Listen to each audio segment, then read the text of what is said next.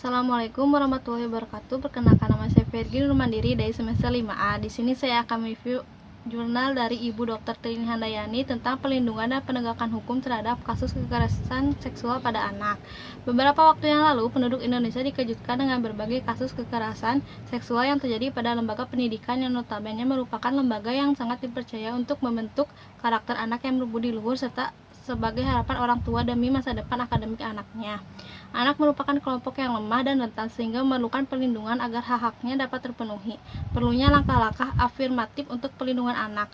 Tanggung jawab pelindungan anak terletak pada orang tua, maka orang tualah yang menjadi ujung tombak pelindungan anak sebagaimana tercantum dalam Undang-Undang tentang Hak Asasi Manusia Pasal 26 Ayat 2 yang berbunyi, orang tua mempunyai hak pertama untuk memilih jenis pendidikan yang akan diberikan pada anaknya. Kekerasan seksual yang menimpa anak-anak Indonesia bukan saja terjadi di wilayah-wilayah yang rawan kekerasan, tetapi juga terjadi di wilayah yang seharusnya memberikan perlindungan anak, seperti lingkungan keluarga, lingkungan pendidikan anak seperti sekolah, dan lingkungan kesehatan seperti ruang pemeriksaan pasien. Pelaku kekerasan seksual terhadap anak juga tidak hanya dilakukan oleh orang lain yang tidak dikenali, namun juga dilakukan oleh orang-orang yang dikenali, dekat, dan dipercaya anak seperti keluarga, guru, dokter, teman, dan bahkan oleh aparat pemerintah seperti polisi. Sanksi pidana kasus kekerasan seksual terhadap anak seharusnya tidak hanya berpijak pada Kitab Undang-Undang Hukum Pidana dan Undang-Undang tentang Perlindungan Anak, tetapi juga dapat dikenakan sanksi pidana sesuai dengan Undang-Undang Nomor 39 Tahun 1999 tentang Hak Asasi Manusia, yaitu yang nomor 1, perlindungan dan penegakan hukum terhadap kasus kekerasan seksual pada anak, adanya kesepakatan berbagai bangsa bahwa persoalan anak ditata dalam suatu wadah yang disebut UNICEF.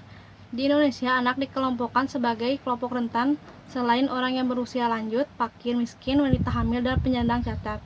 Ini sejalan dengan Undang-Undang Nomor 39 Tahun 1999 Pasal 5 Ayat 3. Jenis-jenis kekerasan terhadap anak yaitu ada fisik, verbal, dan psikis.